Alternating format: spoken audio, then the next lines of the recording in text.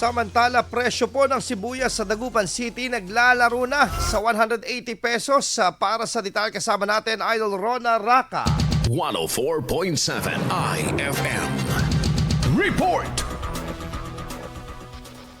Umaaray ang ilang mamimili sa Dagupan City dahil sa presyo ng sibuyas sa mga palengke ngayon. Ang sibuyas sa mga pamilyan sa lungsod naglalaro na sa 170 hanggang 180 pesos kumpara sa dating 120 hanggang 130 pesos sa kada kilo. Ang ilang tindera naman mula sa ibang bayan ng Pangasinan, wala na umanong panindang sibuyas dahil sa mataas na presyo nito.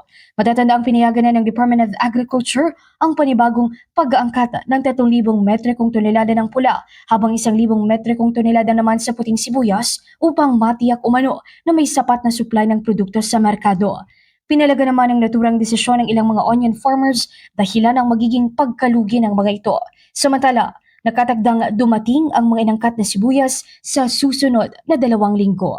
Mula rito sa IFM Dagupan, ito si Idol Rona Raka Tatak, IFM.